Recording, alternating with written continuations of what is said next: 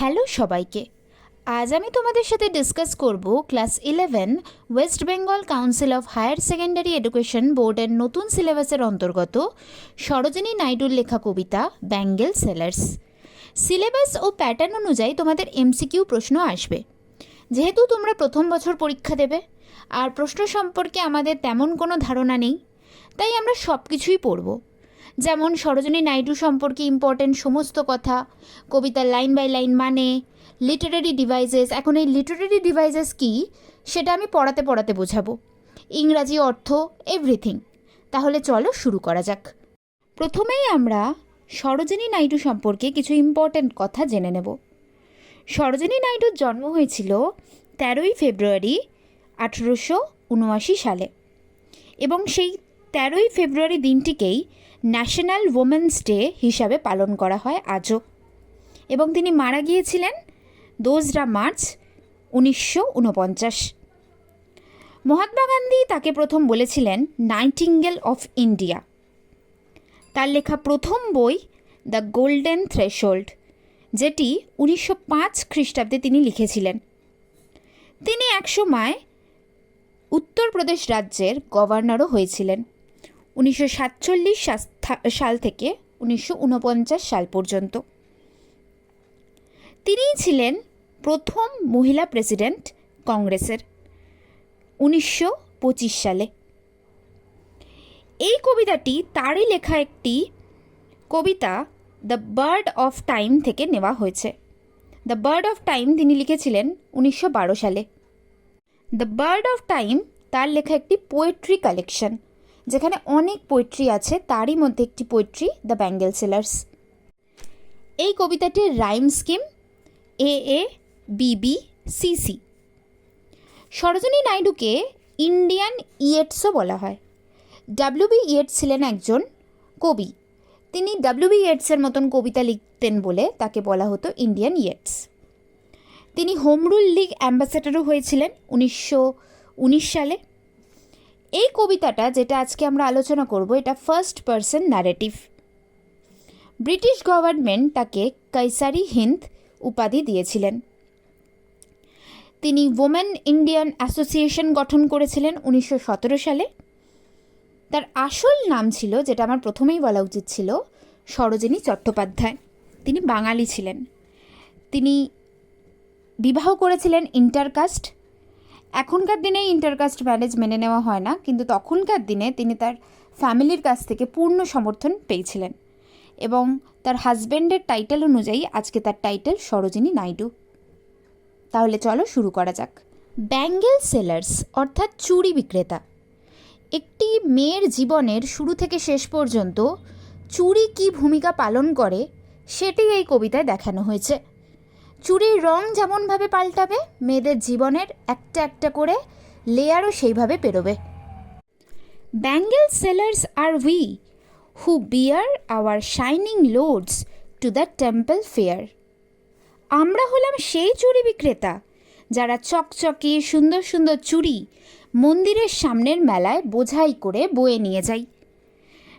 বিয়ার অর্থাৎ বয়ে নিয়ে যাওয়া, শাইনিং অর্থাৎ চকচকে, লোডস, এখানে লোডস মানে অনেক অনেক চুড়ি, চুড়ির গোছা, যেটাকে চুড়ি বিক্রেতারা মাথায় চাপিয়ে বয়ে নিয়ে যায়। টেম্পল অর্থাৎ মন্দির, ফেয়ার মানে আমরা জানি মেলা। Who will buy this delicate bright rainbow tinted colours of light. কে কিনবে এই সূক্ষ্ম সূক্ষ্ম উজ্জ্বল রামধনু রঙে রাঙা আলো ঝলমলে গোল গোল চুড়ি। রামধনু রঙে রাঙা অর্থাৎ রামধনুর মতন 7টা রঙের চুড়ি, মানে বিভিন্ন কালারের চুড়ি। এখানে ডেলিকেট মানে কি? ডেলিকেট মানে সূক্ষ্ম বা ভঙ্গুর। হয়তো এখানে কাঁচের চুড়ির কথা বলা হয়েছে, কাঁচের চুড়ি সহজেই ভেঙে যায়, তাই ডেলিকেটের আরেকটা অর্থ মনে রাখবে, যেটা তোমাদের পরীক্ষায় আসলেও আসতে পারে, ফ্র্যাগাইল। ব্রাইট অর্থাৎ উজ্জ্বল, রেনবো টিন্টেড অর্থাৎ রামধনুর রঙে রাঙা, মানে রামধনুর রং মতন বিভিন্ন রঙের। সার্কেল মানে গোল গোল, আমরা জানি চুড়ি গোল গোল হয়। লাইট, লাইট কেন বলেছে? যেহেতু আলোর মতন ঝলমল করে চুড়িগুলো বিভিন্ন রঙের। লাস্টারাস টোকেন্স অফ র্যাডিয়েন্ট লাইটস অর্থাৎ এই চকচকে চুড়িগুলো কিসের প্রতীক? উজ্জ্বল, হাসিখুশি, জীবনের প্রতীক। লাস্টারাস মানে কি? লাস্টারাস অর্থাৎ চকচকে, শাইনিং, অ্যাট্রাকটিভ। টোকেন্স মানে কি? প্রতীক, শাইন। র্যাডিয়েন্ট মানে কি? উজ্জ্বল। For happy daughters and happy wives. আর এই চুড়িগুলো কাদের জন্য? হাসি খুশি মেয়েদের জন্য, সৌভাগ্যবতী স্ত্রীদের জন্য। তাহলে এবার লিটারারি ডিভাইসেসে আসা যাক। যখন কোনো কিছুকে কোনো কিছুর সঙ্গে তুলনা করা হয় অ্যাজ, লাইক এই দুটো শব্দ ছাড়া, তখন সেটাকে বলা হয় মেটাফোর। এখানে লাইন নাম্বার 4-এ rainbow tinted circles of light.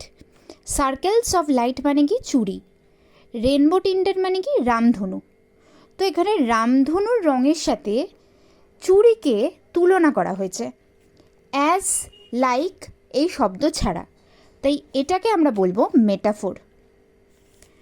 এই স্ট্যান্ডার যেটা last line, happy daughters and happy wives, এখানে হ্যাপি শব্দটা দুবার রিপিট হয়েছে, তাই এটাকে আমরা কি বলবো?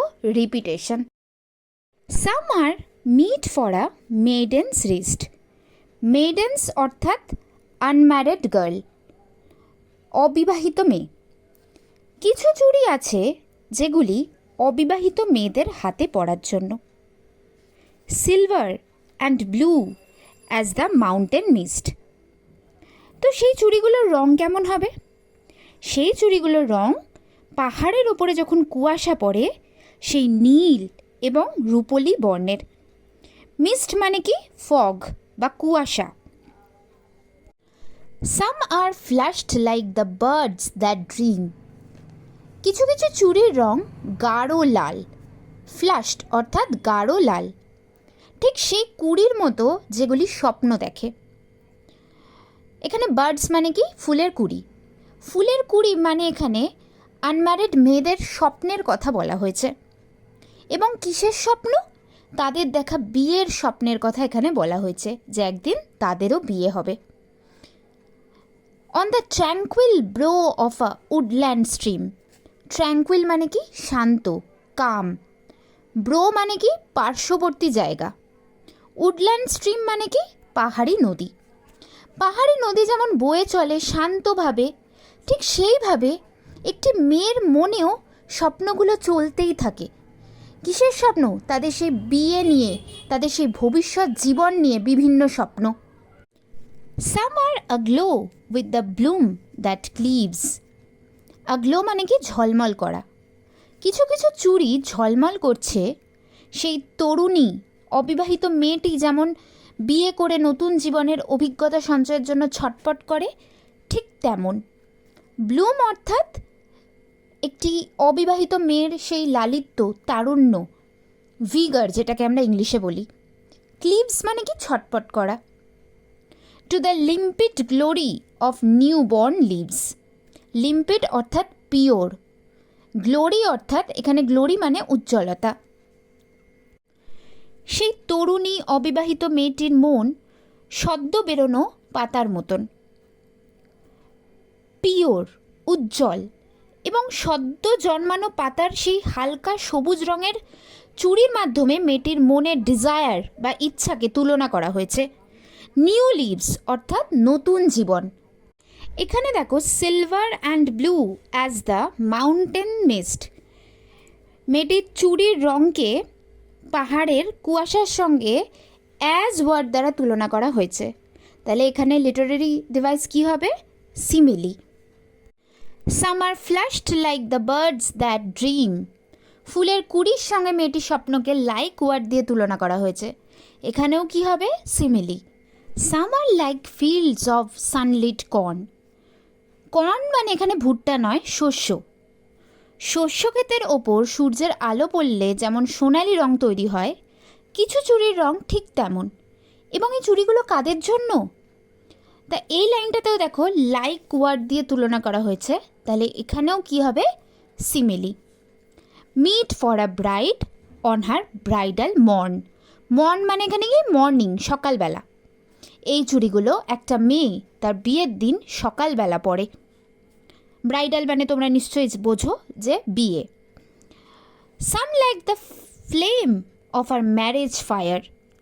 কিছু চুড়ির রং বিয়ের সময় হওয়া যজ্ঞের আগুনের রঙের, অর্থাৎ কমলা, হলুদ, লাল, এই চুড়িগুলো একটা মেয়ে তার বিয়ের সময় পরে। Or rich with the hue of her heart's desire. Heart's desire অর্থাৎ মনের ইচ্ছা, হিউ অর্থাৎ কালার, রং। এখানে রিচ মানে ধনী নয়, রিচ মানে এখানে পরিপূর্ণ। সেই চুড়িগুলি মেয়েটির মনের ইচ্ছার লালিত্যে পরিপূর্ণ। মেয়েটি খুশি মানেই আপাত অর্থে সে নানান রঙে রঙিন। থার্ড লাইনে আবার দেখো লাইক ওয়ার্ডটা আছে, মানে কিছু চুড়ির রঙকে বিয়ের যজ্ঞের আগুনের সাথে তুলনা করা হয়েছে, লাইক ওয়ার্ড দিয়ে তুলনা করা হয়েছে, তাই এখানেও কি হবে? সিমিলি। টিঙ্কলিং অর্থাৎ চুড়ির সেই ক্ষণক্ষণ শব্দ। লুমিনাস, লুমিনাস অর্থাৎ উজ্জ্বল। টেন্ডার অর্থাৎ কোমল। অ্যান্ড ক্লিয়ার অর্থাৎ পরিষ্কার। চুড়িগুলিকে এখানে বর্ণনা করা হয়েছে। Like her bridal laughter and bridal tear. এই চুড়িগুলি মেয়েটির বিয়ের নবজীবনের আনন্দের পাশাপাশি চোখের জলেরও প্রতীক, যে তাকে এবার এতদিনের ছোট থেকে বড় হওয়া সেই বাড়ি ছেড়ে চলে যেতে হবে। তো এই লাস্ট লাইনটাতেও দেখো ব্রাইডাল ওয়ার্ডটা রিপিট হয়েছে, তাই এটাকে আমরা কি বলবো? Repetition. Some are purple and gold flecked grey. Flecked অর্থাৎ রং উঠে যাওয়া। কিছু চুড়ি বেগুনি রঙের, আর কিছু চুড়ি থেকে সোনালি রং উঠে গিয়ে ধূসর রং হয়ে গেছে। For she who has journeyed through life midway. তাহলে এই চুড়িগুলো কাদের জন্য? এই চুড়িগুলো সেই মহিলাদের জন্য যারা যাত্রা করে জীবনের মাঝ বরাবর পৌঁছে গেছেন। হুজ হ্যান্ডস হ্যাভ চেরিশড, যার হাতগুলো মানুষ করেছে। চেরিশড অর্থাৎ মানুষ করা, লালন পালন করা। হুজ লাভ হ্যাজ ব্লেসড, যার ভালোবাসা আশীর্বাদ দিয়েছে। ব্লেসড অর্থাৎ আশীর্বাদ দেওয়া। And cradled fair sons on her faithful breast. মা তার প্রিয় সন্তানকে বা ছেলেকে তার বিশ্বস্ত বুকের সাথে লাগিয়ে দোল দেয়। ক্রেডেলড অর্থাৎ দোল দেওয়া। ফেথফুল মানে কি? বিশ্বস্ত। And serves her house hold in fruitful pride. এবং সেই মহিলাই এখন গর্বের সাথে সংসারের সমস্ত দায়িত্ব একা হাতে পালন করে। And worships the gods at her husband's side. এবং ভগবানকে পুজো করে তার স্বামীর কল্যাণের জন্য। তাহলে এই কবিতাটার প্রথম থেকে শেষ অবধি দেখো একটা মেয়ের অবিবাহিত জীবন থেকে তার বিয়ের স্বপ্ন দেখা, তারপর বিয়ে হওয়া, তারপর তার মা হওয়া, দিয়ে তার জীবনের একেবারে শেষ অবধি অবস্থাটাকে বর্ণনা করা হয়েছে বিভিন্ন চুড়ির মধ্যে দিয়ে। আশা করছি কবিতাটা তোমরা বুঝতে পেরেছো। তৃতীয় লাইনে দেখো হ্যান্ডস হ্যাভ। যখন এরকম কনসোনেন্ট ওয়ার্ড রিপিট হয় তখন আমরা সেটাকে কি বলবো? অ্যালিটারেশন। দেখো সেকেন্ড ক্লাস লাইনেও আছে হার হাউসহোল্ড, এটাও কি হবে? অ্যালিটারেশন। হার হাজব্যান্ড লাস্ট লাইনে, এটাও কি হবে? Alliteration. If you guys like this video, please click on the like button. Comment your doubts, share with your friends if you find it helpful, and please subscribe my channel to get more videos, and follow my Facebook page and Instagram page all about knowledge Poulomi. Thank you. Meet you